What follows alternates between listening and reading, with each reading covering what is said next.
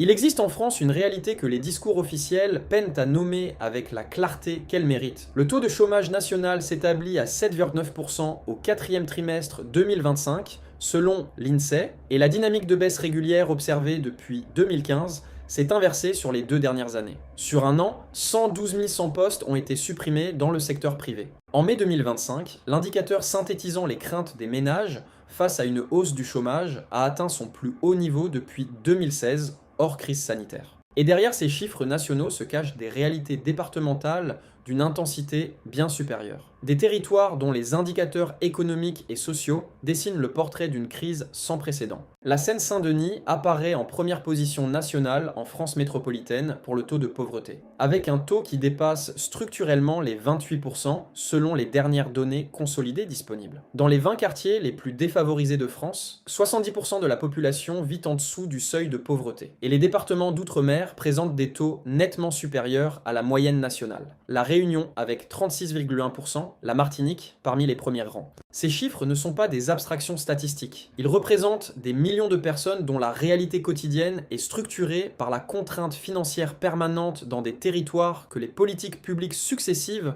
n'ont pas réussi à sortir durablement de la crise. Dans cette vidéo, nous allons nommer les 10 départements français dont la crise économique et sociale est la plus profonde et la plus documentée en 2026, en regardant en face des réalités que les discours officiels euphémisent trop souvent et que les habitants de ces territoires vivent quotidiennement dans leur chair. Abonnez-vous maintenant à cette chaîne, chaque semaine des analyses précises et documentées sur les réalités territoriales françaises que peu de médias osent présenter aussi clairement.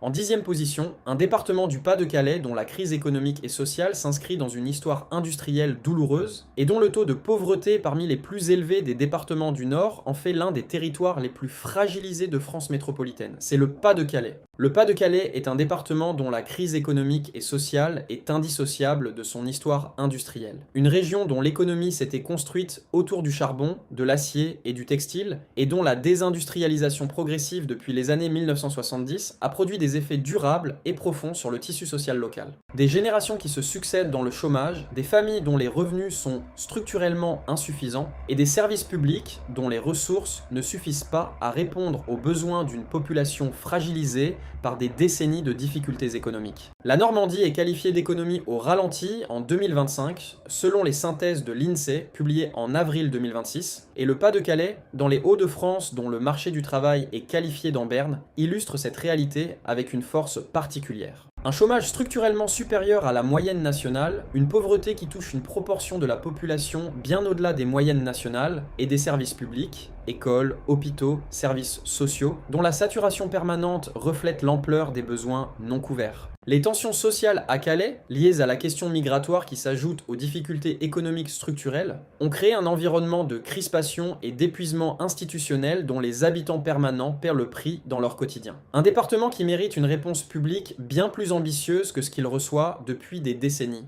et dont les élus locaux ne cessent d'alerter sur l'urgence d'un investissement massif qui ne vient pas à la hauteur des besoins.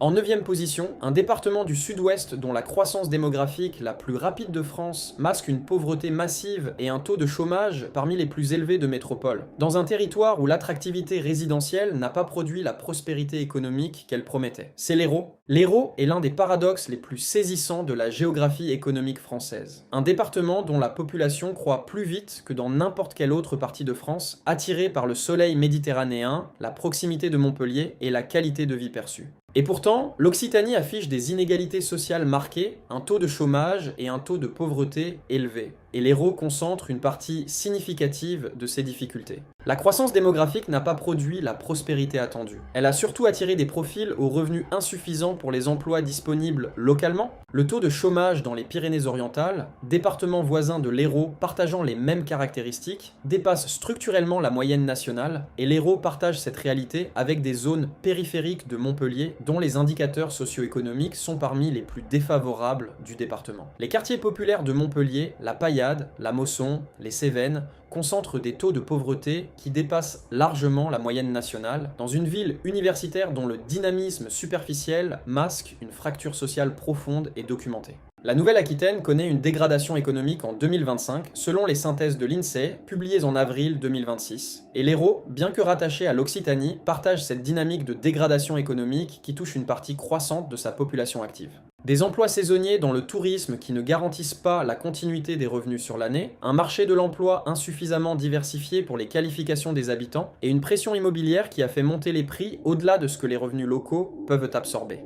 En huitième position, un département du Nord dont le chômage structurel, la pauvreté massive et la désindustrialisation non résolue en font l'un des territoires les plus touchés par la crise économique et sociale de toute la France métropolitaine. C'est le Nord. Le Nord est le département de France métropolitaine où vivent le plus grand nombre de personnes pauvres en valeur absolue. Non pas parce que son taux de pauvreté est le plus élevé de métropole, mais parce que c'est l'un des départements les plus peuplés et que sa pauvreté est massive et géographiquement concentrée. Le taux de pauvreté dans les Hauts-de-France atteint 18%, avec un habitant sur 6 sous le seuil de pauvreté. Et le département du Nord concentre une part disproportionnée de cette réalité régionale. Le marché du travail est en berne dans les Hauts-de-France en 2025, selon les synthèses annuelles de l'INSEE, publiées en avril 2026. Et dans le département du Nord, cette réalité régionale se traduit par des taux de chômage dans les villes les plus défavorisées. Roubaix, Tourcoing, Valenciennes, certains quartiers de l'île, qui dépassent structurellement la moyenne nationale dans des proportions que les politiques de l'emploi successives n'ont pas réussi à réduire durablement. Des territoires dont la base économique a été profondément fragilisée par la désindustrialisation et dont la reconversion vers de nouveaux moteurs économiques n'a pas produit les résultats espérés. Les services publics dans le Nord sont structurellement sous tension. Des hôpitaux dont les urgences accueillent des flux qui dépassent leur capacité, des écoles dont les classes sont surchargées dans les quartiers les plus défavorisés, des services sociaux submergés par des demandes qui excèdent leurs moyens. Une équation impossible qui se traduit par des délais d'attente, des accompagnements insuffisants et des situations qui se dégradent, faute d'une prise en charge suffisamment rapide. En septième position, un département des Pyrénées-Orientales dont le taux de pauvreté dans certains quartiers dépasse les 73% et dont la crise économique et sociale concentrée dans ces zones urbaines les plus défavorisées illustre une fracture territoriale d'une brutalité sans précédent en France métropolitaine. C'est les Pyrénées-Orientales. Les Pyrénées-Orientales figurent parmi les départements métropolitains dont le taux de pauvreté est le plus élevé. Une réalité que les données de l'Observatoire des inégalités confirment avec une précision documentée. Dans les 20 quartiers les plus défavorisés de France, 70% de la population vit en dessous du seuil de pauvreté. Et Perpignan, préfecture des Pyrénées-Orientales, possède 3 quartiers parmi les plus défavorisés de France avec un taux de pauvreté entre 73 et 75% des habitants sous le seuil de pauvreté. Ce chiffre, 73% d'habitants pauvres dans un quartier d'une préfecture française, est parmi les plus alarmants que les statistiques officielles documentent sur le territoire métropolitain. Le taux de chômage dans les Pyrénées-Orientales est structurellement parmi les plus élevés de France métropolitaine, reflet d'un marché de l'emploi dominé par des secteurs à bas salaire et à emploi saisonnier, tourisme estival, agriculture, qui ne génèrent pas les revenus annuels stables nécessaires pour sortir durablement des situations de précarité. Des travailleurs dont les contrats s'arrêtent à la fin de la saison et qui retrouvent chaque hiver les files d'attente de Pôle emploi, une réalité cyclique qui perpétue la pauvreté de génération en génération. On arrive à la moitié de ce classement. Si cette vidéo vous apporte des informations documentées sur des réalités que les discours officiels n'osent pas nommer aussi clairement, c'est le moment de vous abonner à cette chaîne. Un abonnement et un like permettent à cette chaîne de continuer à produire ces analyses. Abonnez-vous maintenant et continuons. En sixième position, un département de l'Isère dont la crise économique et sociale est directement liée à la désindustrialisation de ses anciens bassins industriels et dont les synthèses de l'INSEE qualifient l'année 2025 de morose dans une région qui cumule les difficultés dans ses zones les plus fragilisées. C'est l'Isère. L'Isère présente une réalité économique et sociale profondément contrastée. D'un côté, l'agglomération grenobloise avec ses pôles technologiques de réputation mondiale, ses laboratoires de recherche, ses entreprises innovantes. De l'autre, des zones périphériques et des quartiers dont les indicateurs socio-économiques sont parmi les plus défavorables de la région. Auvergne-Rhône-Alpes connaît une fin d'année à l'image d'une année morose en 2025, selon les synthèses de l'INSEE. Et dans l'Isère, cette morosité économique se traduit par des difficultés réelles pour les habitants des territoires les plus fragilisés. Grenoble, préfecture du département, affiche des taux de pauvreté dans certains quartiers qui n'ont rien à envier aux territoires les plus défavorisés de France. Les quartiers de la Villeneuve, des Mistral, de l'Arlequin, des quartiers conçus comme des modèles d'urbanisme social dans les années 1970 et qui sont devenus des espaces de relégation sociale dont la dynamique est extrêmement difficile à inverser. La crise sociale grenoblaise est documentée, ancienne, et résistante aux politiques publiques successives, une réalité que les discours officiels sur l'excellence scientifique et technologique de la métropole tendent à masquer. La perte de 112 100 postes dans le secteur privé sur l'année 2025 selon l'INSEE touche de façon disproportionnée les territoires dont les emplois sont concentrés dans des secteurs particulièrement exposés, l'industrie, la construction, l'agriculture. L'Isère, dont le tissu industriel a déjà subi des restructurations importantes, voit ces tendances nationales produire des effets locaux qui s'ajoutent aux difficultés structurelles existantes. En 5e position, le département qui concentre à lui seul tous les indicateurs d'une crise économique et sociale d'une profondeur inégalée en France métropolitaine, avec le taux de pauvreté le plus élevé de la métropole et des indicateurs de chômage qui n'ont pas d'équivalent dans les autres départements franciliens. C'est la Seine-Saint-Denis. La Seine-Saint-Denis est en 5e position de ce classement, avec une mention particulière qui justifie cette position. C'est le département qui présente le taux de pauvreté le plus élevé de toute la France métropolitaine selon les données officielles les plus récentes consolidées disponibles. Un taux qui dépasse les 28% selon les estimations les plus récentes. La Seine-Saint-Denis est le département le plus pauvre de France métropolitaine, une réalité qui devrait être au cœur du débat public bien davantage qu'elle ne l'est. Ce qui rend la situation de la Seine-Saint-Denis particulièrement alarmante, c'est sa proximité immédiate avec Paris. La ville la plus riche de France se trouve à quelques kilomètres d'un département dont les indicateurs socio-économiques sont comparables à ceux de certains territoires d'outre-mer. Une concentration de pauvreté et de difficultés sociales sans équivalent à cette distance d'une capitale européenne, une fracture territoriale qui dit quelque chose d'essentiel sur les limites des politiques publiques menées depuis des décennies pour résorber des inégalités qui se creusent plutôt qu'elles ne se réduisent. Les services publics en Seine-Saint-Denis sont structurellement insuffisants pour répondre aux besoins d'une population dont la proportion de personnes vulnérables est la plus élevée de métropole.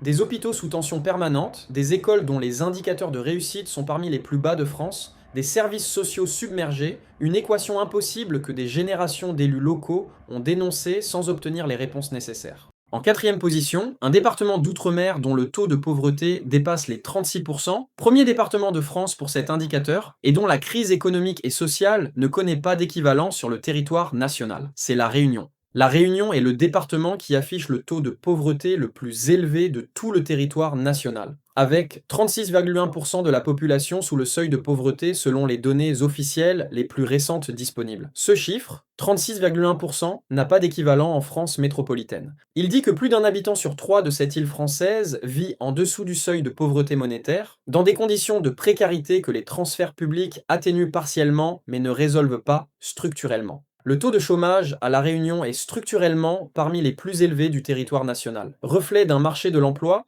dont l'offre est structurellement insuffisante pour absorber une population active dont la croissance démographique est plus rapide que celle de la métropole. Des jeunes qui entrent dans la vie active dans un territoire dont le tissu économique ne peut pas les accueillir à la des hauteurs de leurs aspirations et qui voient dans la migration vers la métropole ou vers d'autres destinations leur seule perspective d'insertion professionnelle correcte. La Réunion présente également des difficultés d'accès aux services publics dans certaines zones de l'île, des communes de l'intérieur dont l'enclavement géographique crée des difficultés d'accès aux soins, à l'éducation et aux services administratifs qui aggravent encore les effets d'une pauvreté déjà massive. Un territoire français dont les habitants méritent une réponse publique infiniment plus ambitieuse que ce qu'ils reçoivent actuellement.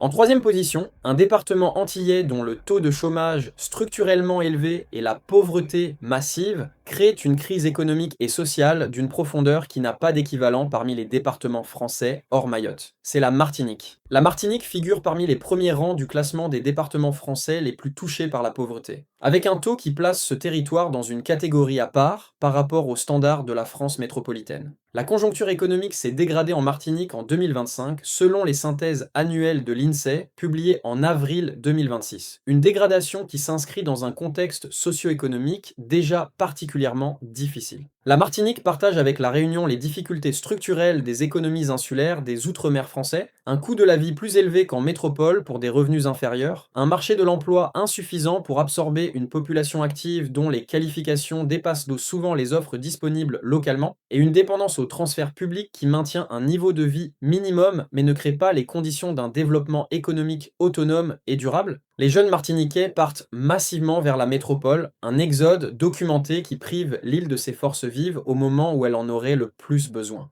Ce départ des jeunes diplômés et qualifiés est à la fois une conséquence de la crise économique, l'île ne peut pas leur offrir les emplois correspondant à leurs qualifications, et une cause de son approfondissement. La perte de ses ressources humaines dynamiques réduit encore le potentiel de développement économique local dans un cercle vicieux difficile à briser. En deuxième position, un département d'outre-mer dont la crise économique et sociale est d'une gravité documentée depuis des années et dont le cyclone Chido de décembre 2024 a révélé au grand jour l'ampleur d'une précarité structurelle qui n'avait pas été traitée à la hauteur de ce qu'elle exigeait. C'est Mayotte. Mayotte présente les indicateurs les plus alarmants de tout le territoire français, un taux de pauvreté qui dépasse les 77% selon le seuil national de pauvreté, un taux de chômage structurellement très élevé, des infrastructures insuffisantes dans quasiment tous les domaines essentiels, eau, électricité, routes, hôpitaux, écoles. Mayotte est département français depuis 2011, et 15 ans après cette intégration officielle, ses habitants vivent dans des conditions qui seraient jugées inacceptables dans n'importe quelle autre partie du territoire national. Le cyclone Chido de décembre 2024 a révélé au grand public l'étendue de la fragilité mahoraise, des quartiers entiers, de logements précaires dévastés en quelques heures, une reconstruction insuffisante, une population sinistrée dont les besoins urgents ont dépassé les capacités de réponse de l'État. Ce cyclone n'a pas créé la crise mahoraise. Il l'a exposée avec une brutalité visuelle que les médias ont relayée pendant quelques jours avant que l'attention se détourne. Mais la crise économique et sociale de Mayotte était là avant Chido, elle est là après Chido, et elle le sera encore longtemps si les réponses publiques ne changent pas radicalement d'échelle et d'ambition.